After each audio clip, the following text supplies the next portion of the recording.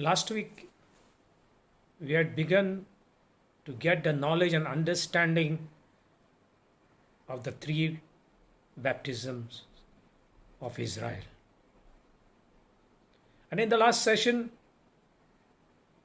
we finished off getting an understanding of the Red Sea baptism. Baptism in the Red Sea, which signifies the death to Egypt. This time, that was step one, which was the baptism in the Red Sea. That means the death to the world. And it is signifying our spirit's salvation. Now from today, we will go to the step 2 of the three baptisms, and that is the baptism into the river Jordan, which means death to the memory of Egypt, which is the soul salvation.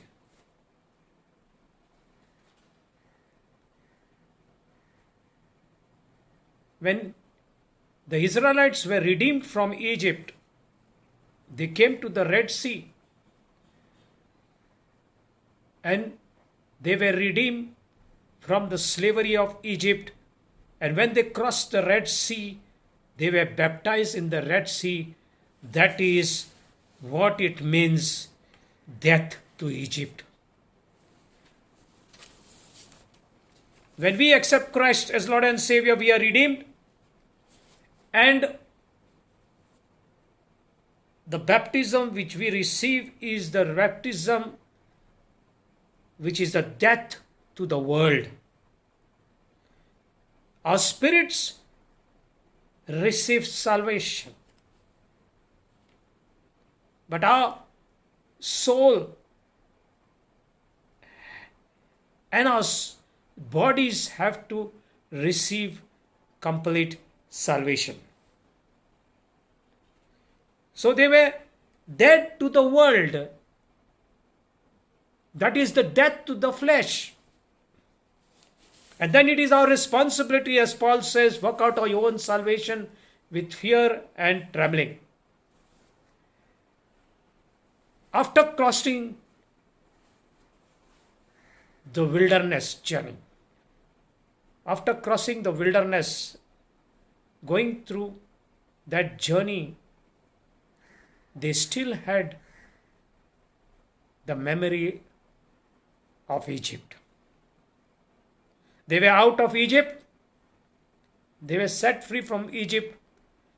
But Egypt, the world, was inside them.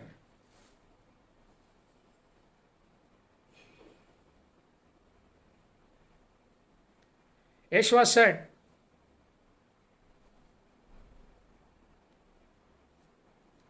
if you abide in me and my words abide in you,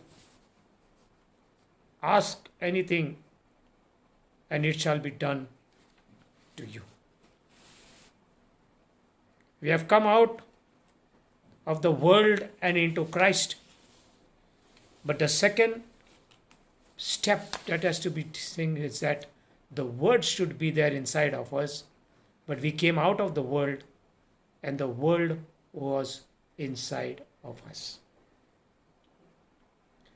That is exactly what happened in the wilderness when they were going through the wilderness. That God wanted them to have soul salvation. Because Egypt was inside them. The world was inside them. Like last time I said, the world was inside them. Their flesh was ruling them. They were not dead to their flesh. So we should be dead to the memory. They still remembered Egypt.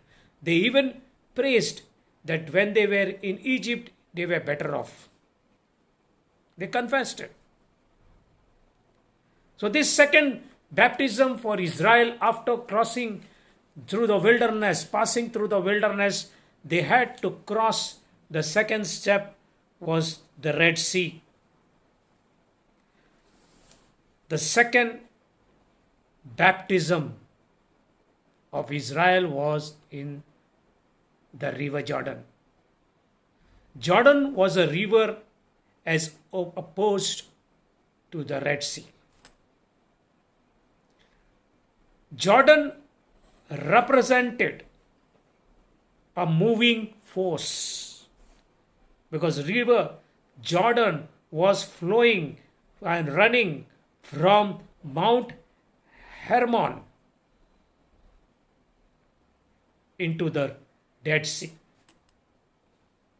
It was flowing. And according to Psalms 133,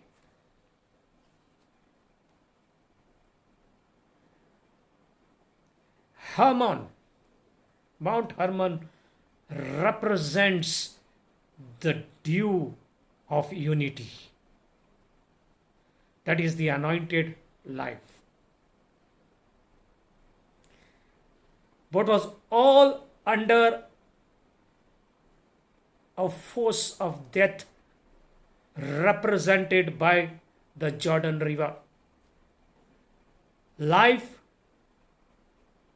as like the river running downwards.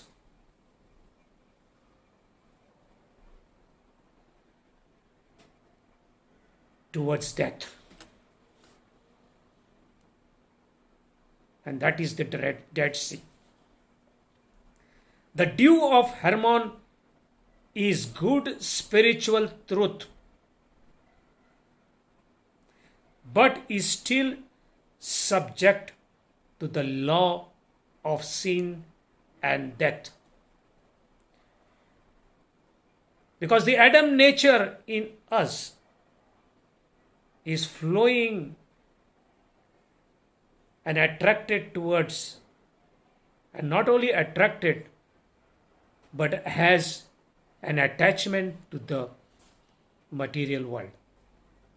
Adam was made a living soul by the spirit breath of the Lord God.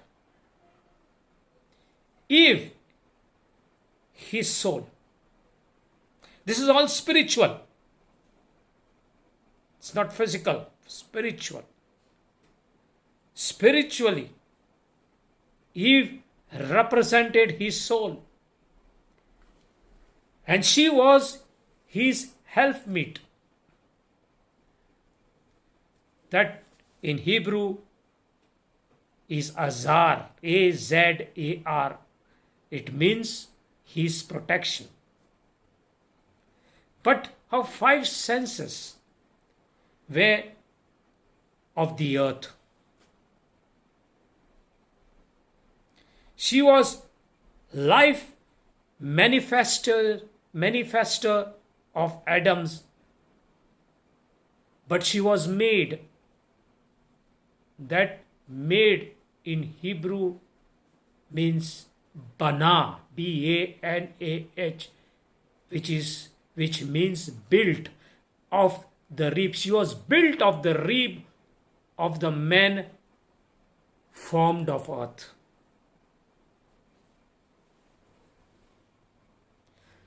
For her initiation as manifestor to give physical form to spiritual life, she was engaged to the vain earth. Her five senses were each sensually attracted to the deceptive lie that solid, tangible,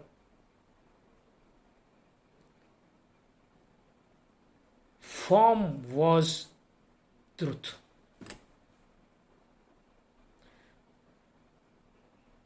And the word says, for the creature was subject to vanity, not willingly, but by reason of him who had subjected the same in hope, because the creature itself also shall be delivered from the bondage of corruption. Romans 8 verse 20. Eve's deception, that is the soul's deception. Our souls are deceived. The enemy attacks our soul, our thinker, our feeler, and our will decision maker. And not only puts her or us into bondage to the physical senses, but our spiritual man, her spiritual man, was imprisoned with her. Adam's only hope to be able to fulfill his promise was to be in the image of God, was only through the salvation of his soul. It was necessary for Mashiach to experience life as soul.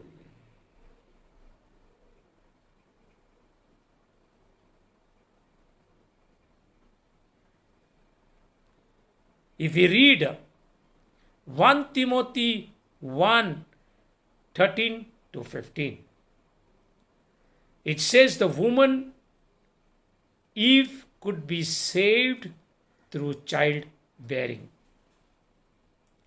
The soul's salvation came through producing a son, a man-son, a man-child, fathered by the Spirit husband instead of an earthly husband.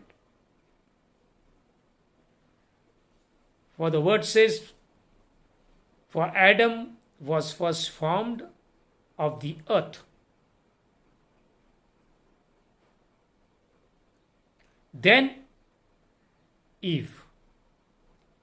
And Adam, the spirit of man, was not deceived, but the woman, being deceived by the deception of the solid physical world, was in transgression.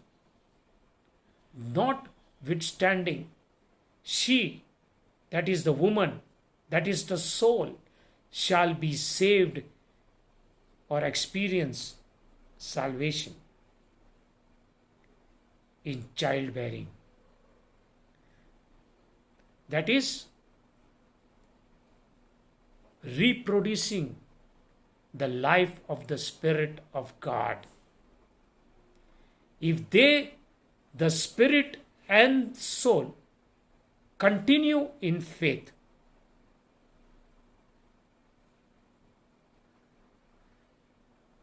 and charity and holiness, if with sobriety, it's in 1 Timothy chapter 1, 13 to 15. So the 40 years of Israel's experience in the Sinai wilderness is used by the Holy Spirit to teach us the struggle of the soul to hold into her sensual Egyptian husband. It's the struggle of the soul to hold on to her Egyptian husband. The soul, even though delivered from Egypt, had to die to the power of deception and choose the Lord as her husband, based on the promise of His word to give her a Savior. It's in Exodus chapter 19, verses 5 to 6. Even though Israel portrays marriage to her Lord God, she must continue in faith and love and holiness. Israel's history in the wilderness and in the promised land reveals her unfaithfulness. The Lord said in Hebrew chapter 8 verse 31, "They continued not in my covenant." God reveals to us that there is within us a spiritual part of our soul which is virgin. That is Israel, which has not known the earthly man, Yaakov. She is spirit. If we look at Revelation chapter 14 verse 4, the secret is this. In God's law, when a husband divorced a wife, he could not remarry her. God gave Israel, his wife, a written divorcement. In Jeremiah chapter 3 verse 8 and Deuteronomy chapter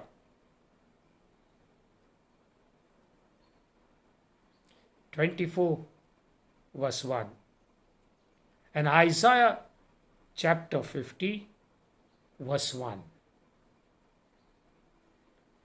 What the law did not make unlawful was that if the husband could die and be restored to life,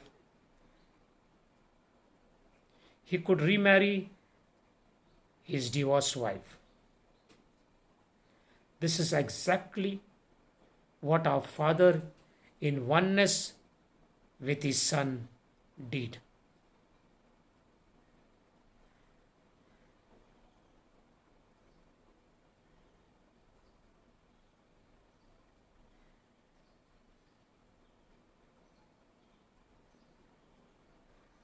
And He is looking for His virgin wife.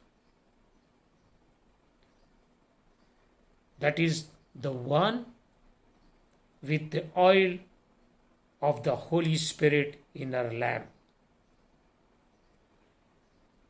The 5 who accepted the gift of wisdom of the Holy Spirit to manifest the life of His Son.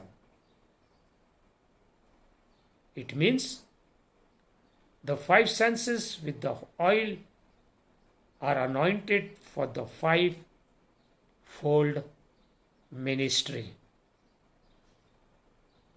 The expression of the Mashiach. This is how Adam will be made in the image and will be in the image of God. This may seem complex, but it is a digest of 4,000 years of Bible history. The Holy Spirit tells the same story in many different ways. After 40 years of wilderness testings, lessons and tests and failures, the law of God, which was spiritual, condemns sin in the flesh. The law was perfect, but it was weak or confused by the flesh. The generation which came out of Egypt represented a truth which every believer must learn.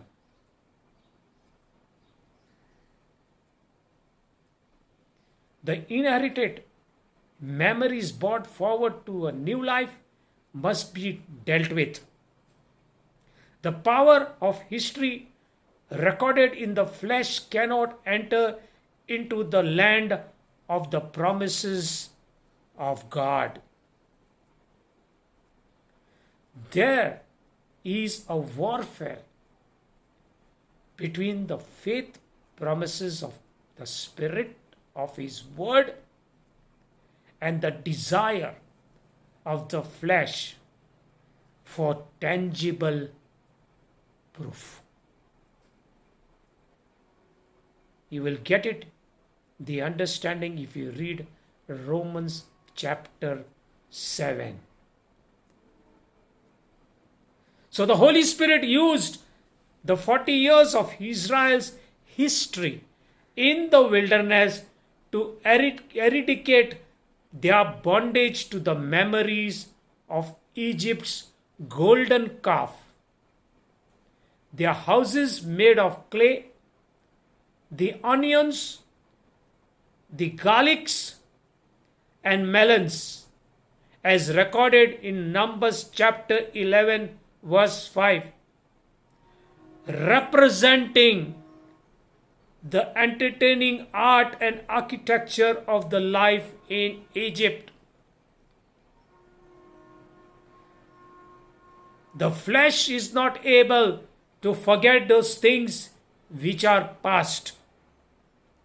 But the Spirit of God used their wilderness history to show us that He had a plan through which we can be released from fleshy, inherited good and evil duality or cursed memories.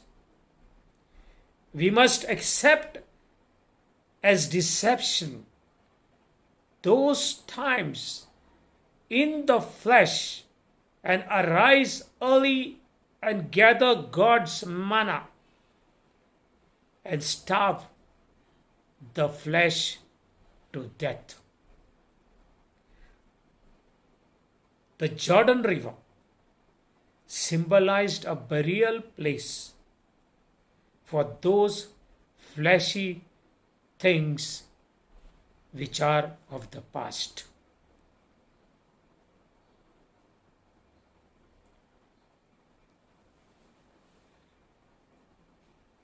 The Egypt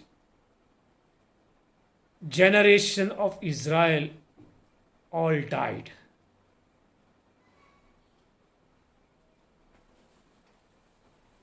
Fulfilled all righteousness by his baptism in the river Jordan and his time of testings in the wilderness, which covered a period of 40 days compared to the Israel's 40 years of testings. His 40 days represented 4,000 years of Adam's history. Numbers chapter 32 verse 13 says, "And he, the Lord, made them wander in the wilderness 40 years, until all the generation that had done evil in the sight of the Lord were consumed and removed from the new generation." The genealogy of Egypt had to die and be buried. The question, brothers and sisters, is, are you and me willing to die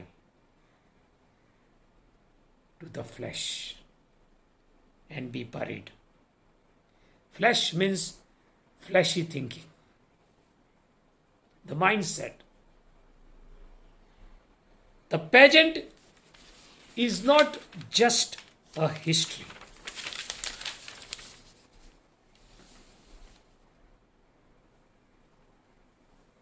It is not just a history lesson.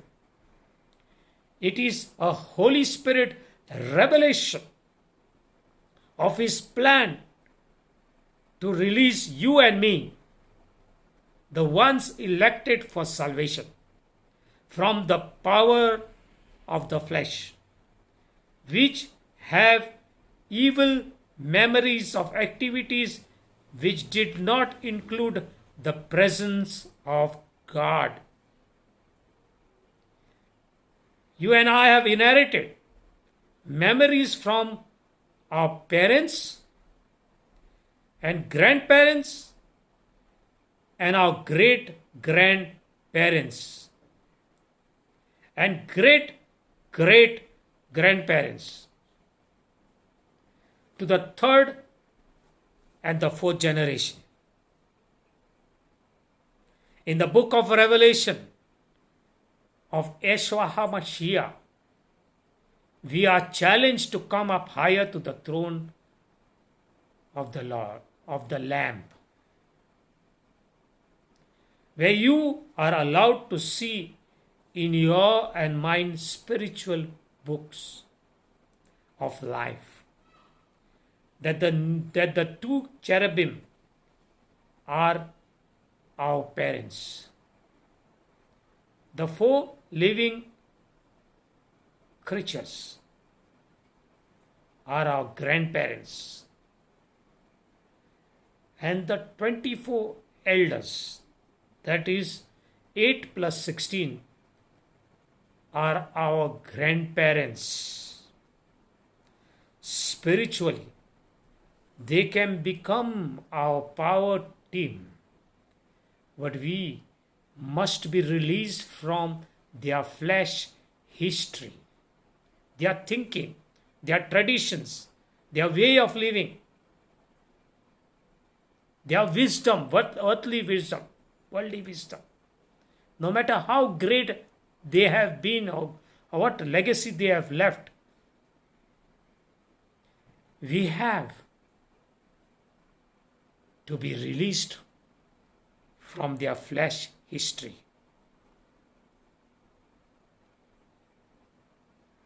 And we must accept our death to these memories by faith as our deliverance.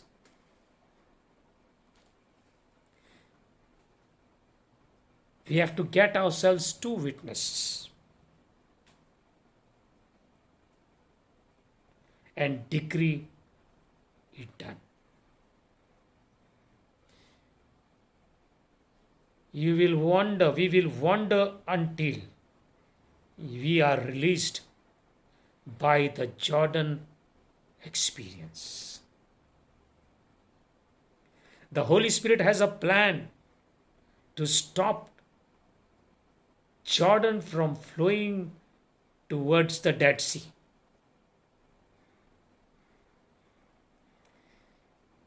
Hear the story. Joshua chapter 3 tells the story of the Holy Spirit directed pageant. the anointed priests were to carry the ark of the covenant 2000 cubits in front of a new generation which had no memory of Egypt. Because the last generation had all died in the wilderness. And only the new generation, which did not have the memory of Egypt, were proceeding into the promised land.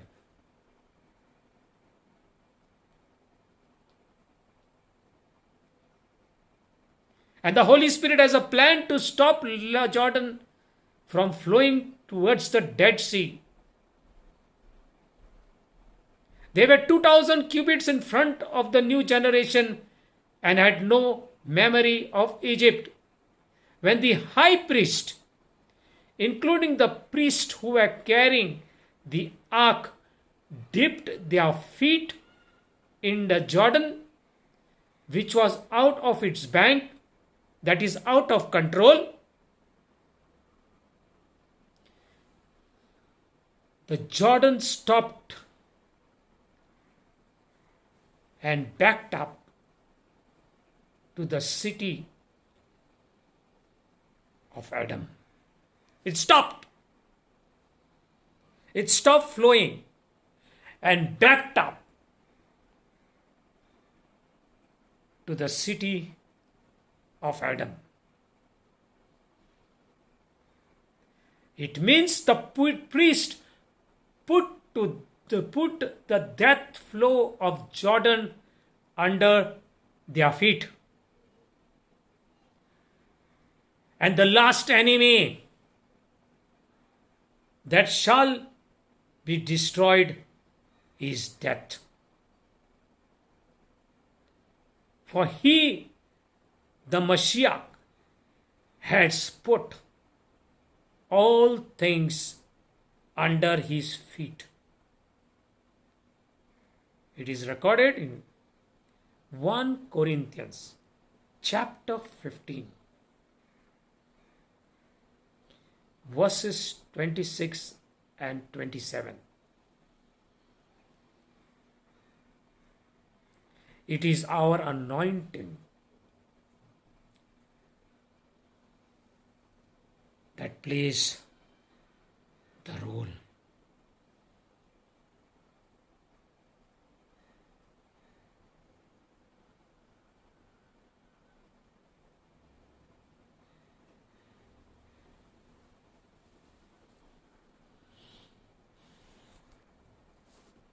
Let's stop here because I want to go slow on it so that we get a proper right understanding of this teaching.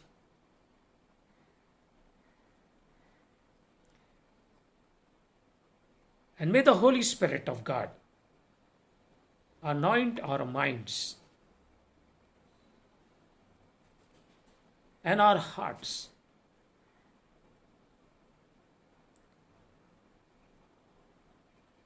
to make these seed fruitful in our lives. I will ask you, Abba Father, to bless this teaching. Thank you, Father God. Next session, we will go further and get a deeper understanding, more deeper. In Yeshua's name, Amen.